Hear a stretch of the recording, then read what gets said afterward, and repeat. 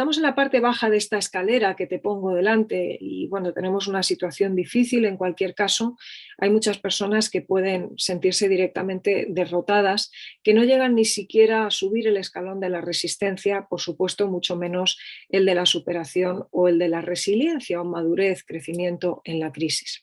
Una persona que se enquista en esa situación que le toca vivir es una persona que sucumbe, en definitiva.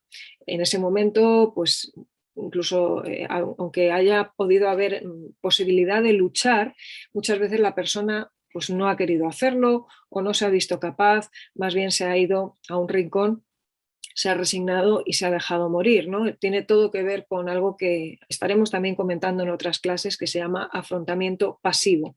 La persona entonces sucumbe ante la situación, las pérdidas son clarísimas y incluso aunque no haya perdido la vida, puede no volver a ser la misma en un mal sentido, ¿no? Algo de ese impacto queda de por vida, pero no en términos de crecimiento o superación, de poder mirar hacia atrás y decir, he vivido esto, pero puedo vivir con ello, sino he vivido esto y esto me ha destrozado, no he vuelto a levantar cabeza.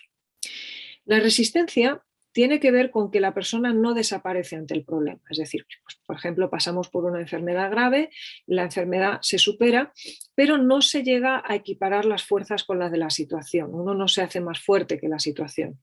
Uno no sale crecido de esa batalla.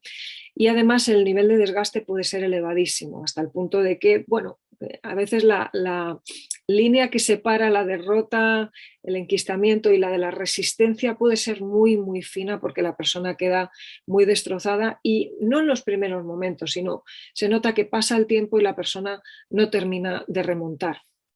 Ahí entonces, aunque se produzca la salida de la situación, se produce con muy poquito margen. ¿Qué sucede cuando hay superación? Pues en la superación la persona, digamos que más o menos tiene las fuerzas equiparadas con la situación. De hecho, fíjate que ahí abajo te he puesto dos flechas, una hablando de afrontamiento pasivo y otra de afrontamiento activo. Para que se produzca resistencia tiene que haber habido un cierto tanto de afrontamiento activo. Por supuesto, en todo lo demás anterior, en el enquistamiento, la cronificación, el afrontamiento no ha llegado a ser el adecuado. Si por otra parte el afrontamiento ha sido activo, la persona ha hecho lo que tiene que hacer y aún así la situación termina siendo más grande, podríamos valorar que sí ha habido resiliencia. Piensa en un proceso largo de enfermedad, por ejemplo, en el que finalmente la persona muere, pero a lo largo de todo ese tiempo se ha ido notando ese increchendo en la capacidad, la madurez de la persona y aunque no ha podido superar la situación per se, no podemos darle un suspenso, tenemos que reconocer que con sobresaliente o con notable ha superado en buena parte todo ese proceso de crecimiento, el que se le permitía con las circunstancias que tenía delante. Es un poco lo que comentábamos con el caso trágico de Omaira antes. Así que en este caso, si superamos la situación, vale, pues más allá de que no hemos desaparecido, que está bien, el desgaste, bueno, pues es un poquito menor que en la resistencia, tenemos un poquito más de márgenes de ventaja y entonces nos aproximamos más al concepto de resiliencia.